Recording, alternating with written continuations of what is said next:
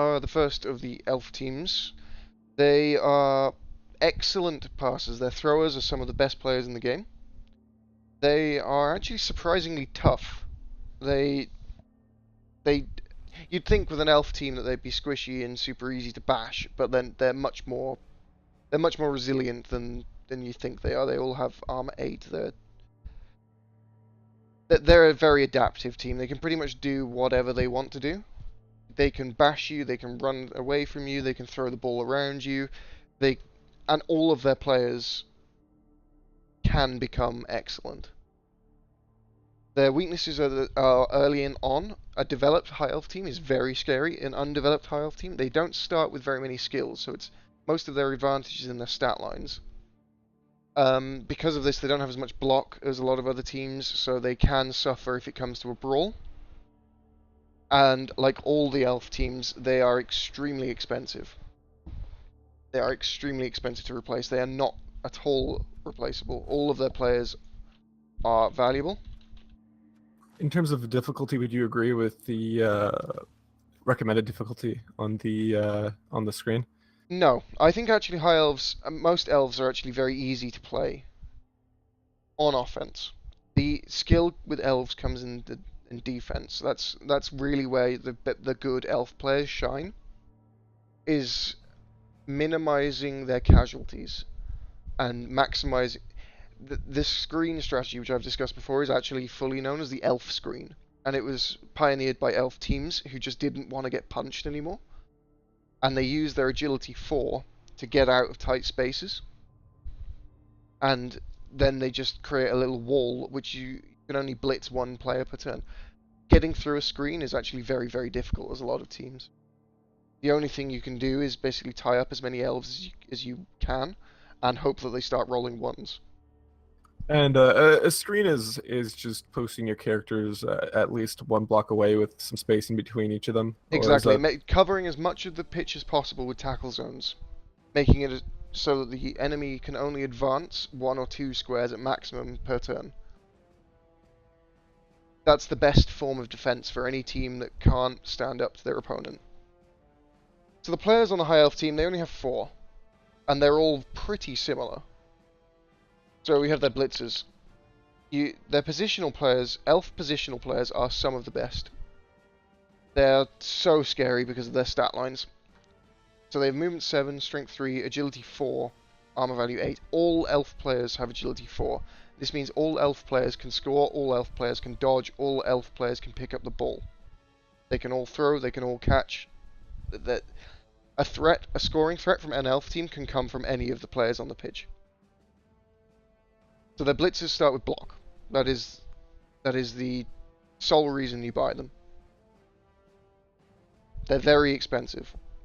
Elf blitzers, the high elf blitzer costs 100,000. That's 10% of your team's value right there in your starting team.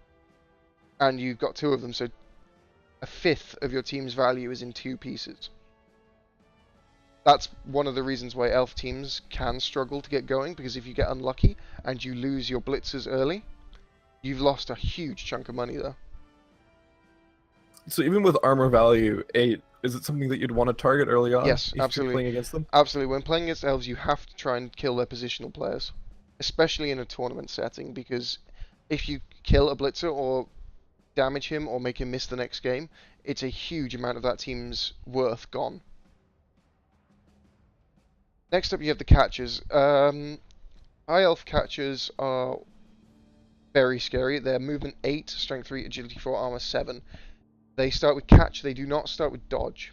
This is one of the main disadvantages of the high elf catcher, is the fact that he does not have dodge. But he is very quick. He's easy to knock down, so you'll often be targeting the catchers over the blitzers, because he doesn't have block and he doesn't have dodge. He also only has armor value 7, which means he's easy to hurt. And he is a huge chunk of your team's net worth. Great. And the thrower looks fairly standard. The thrower is standard. Yep, he's slower than the rest of the elf positionals. He's a movement 6 thrower, so that's the same as a human thrower. He has agility 4 and armor value 8. The thing that makes high elf throwers amazing is the fact that they have pass and they have agility 4, which means that they can make really risky passes and have a good chance of succeeding. It's not unusual to see a high elf thrower throwing long passes constantly throughout the game, because they make that on a 3+ and it's got a free reroll with it. So it's actually very likely to succeed. They also have safe throw, which, read that for a second, that means that you cannot intercept it.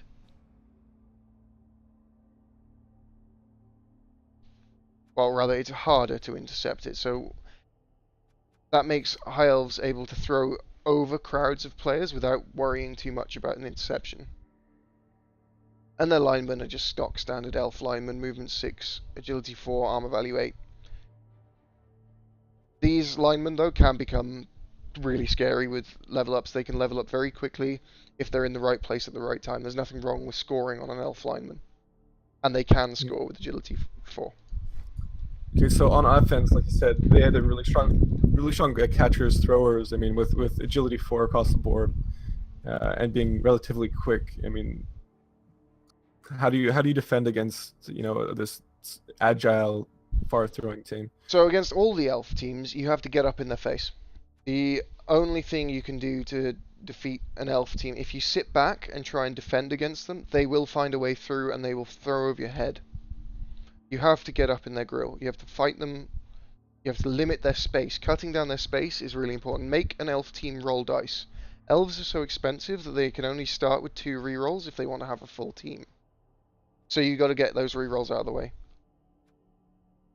And eventually, pardon me, they have to roll so many dice anyway, just because they lack free reroll skills on most of their players. So they lack dodge, they lack sure hands. The thrower is the only one that has a free reroll skill in pass. So you have to make them dodge. You have to make them roll 1 die blocks with their linemen who don't have block. So this here is if I was starting in a tournament with high elves, this is the team I would take. It's 2 blitzers. You need the block, the thrower, and a catcher, and the rest are all linemen. I would only start with 1 catcher because they're so bloody expensive. A thrower is really nice, just because it gives you that passing option. And when you've got the catcher, and if you're going to take one, you should take the other because they complement each other really well. The other, you could, however, start with an all lineman, 2 blitzers, and 9 linemen, and get an extra reroll or an apothecary. I don't particularly like that build on high elves, just because their throwers and their catchers are so good. So when you're playing on offenses as the high elves, you are looking to score quickly in most cases. Stalling out on offense is very risky because you cannot risk your players getting injured. And generally, if you're stalling, it develops into a bit of a brawl at some point. The teams you can stall against are other elf teams and Skaven in some cases because they lack the ability to really fight you. Unless they have like a rat ogre. Unless they have a rat ogre, yeah. Big guys are the bane of elves, and rat ogres especially because they have the prehensile tail, which means that you can't get away from it. And that's the high elves. They're a pretty basic team. You pick up the ball with the thrower, you throw it to the catcher runs it in. You punch people with the blitzers, and your linemen can operate in any of the roles of the positionals, they're just not as good at them.